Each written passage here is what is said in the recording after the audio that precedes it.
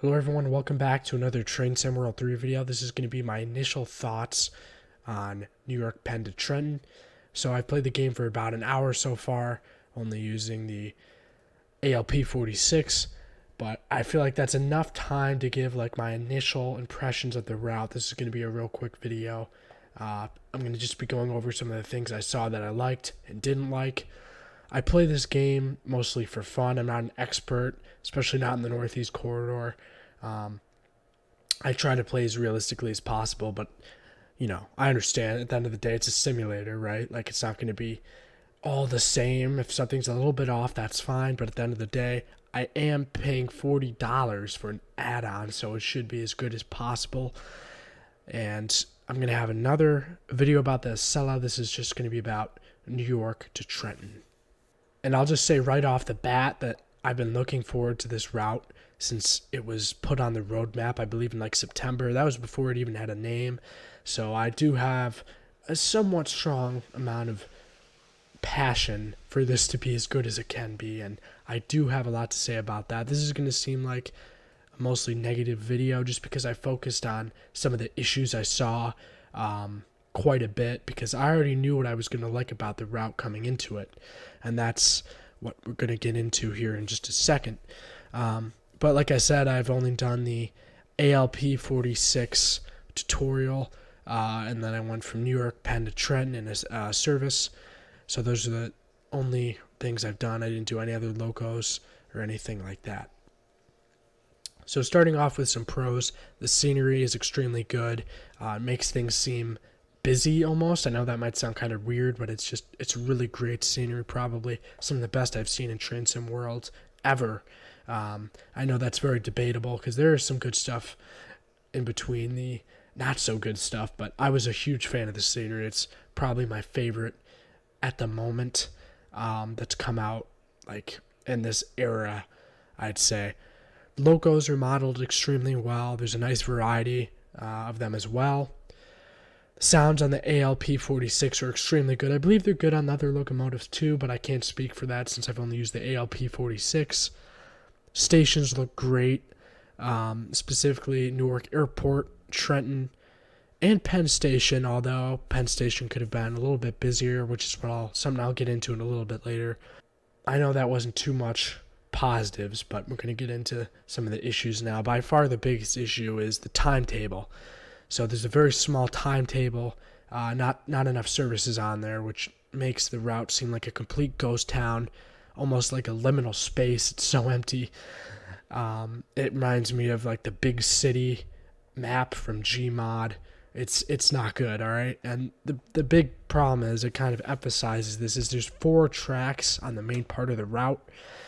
So that makes it seem really empty. Like if you were on 2 tracks and you see about 10 trains, that's fine.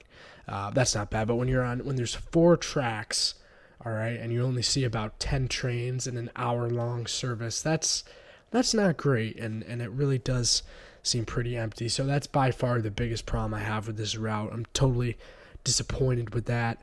The gold star standard, I'd say, for services is London Commuter. I don't have London Commuter. I should get it. It's something I've been trying to get around for a while, but I just somehow miss it every time it's on sale. But that is really what I was hoping it would look like. Unfortunately, it does not.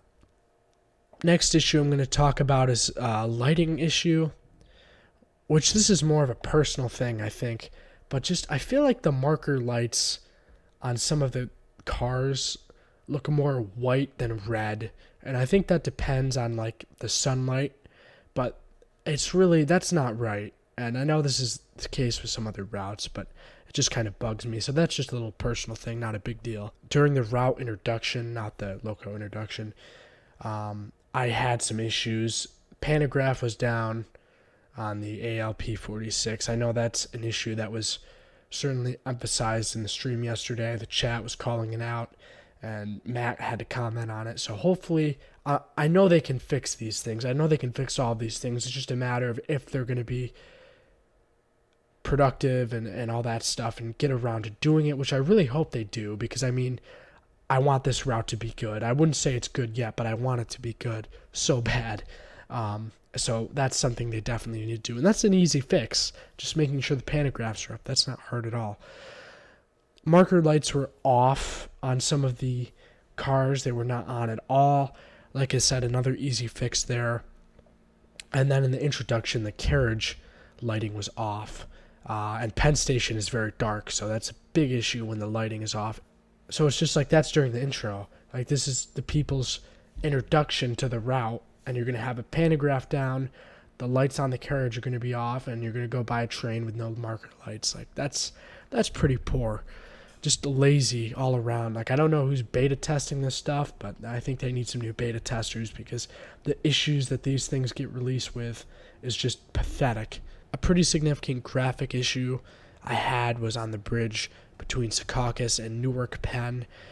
There was a really weird black object, kind of like some black lines that were appearing when looking out to the lake, and that was just very, very strange and not something you want to see. Hopefully that'll be able to be fixed, but I know the original Northeast Corridor route had problems similar to that. I'm going to be honest, I don't know if that's an area that was included in the original Northeast Corridor route, but hopefully that is not like a leftover problem from there that they somehow missed when cleaning it up. This isn't a huge deal, but it's just frustrating. I know this is a classic Train Sim World issue at this point, but the cars on the highway outside of Penn Station they were acting very odd. You know, they were floating, they were driving extremely slow for a highway, and it was just very, very strange to see. I know that's something you kind of have to dig a little bit deeper to see, but it was just really odd to see that. And then finally, the anti-aliasing. I'm not sure about this one, but I feel like it's a little bit worse than some other routes, and I could be wrong, but I would like to see that be improved a little bit, because I know there's a lot going on with the overhead lines and all that stuff, but it's just something that also needs to be better, I'll just say that. So yeah, I mean, the biggest problem is definitely the timetable. If I were to not recommend this game, that would be the reason why. The timetable is extremely poor, and I have to sell it too. I saw this sell it probably, 3 out of the 10 times, if I saw it 10 times. So it's just like, if the sell's not there, how much worse is it going to be? And I mean, that's an extra $22, so it's just kind of crazy. But yeah, in conclusion, my initial thoughts on this route are just disappointment. I'd say, I'm overall disappointed about the outcome of it, but hopefully these things will be improved. I know that a lot of these issues that I listed are very easy fixes. The timetable might be a little bit harder to deal with, but you know what, that's their fault. They released it like this, so they're gonna have to feel the wrath of the community, I guess. I don't know. If they want to leave that the way it is. So hopefully, I'm really hoping they fix the timetable. That's the biggest thing that needs to be fixed. But yeah, that's pretty much all I have for you today. Hopefully we'll be back with an Acela video very soon. So thank you all for watching, and happy train driving.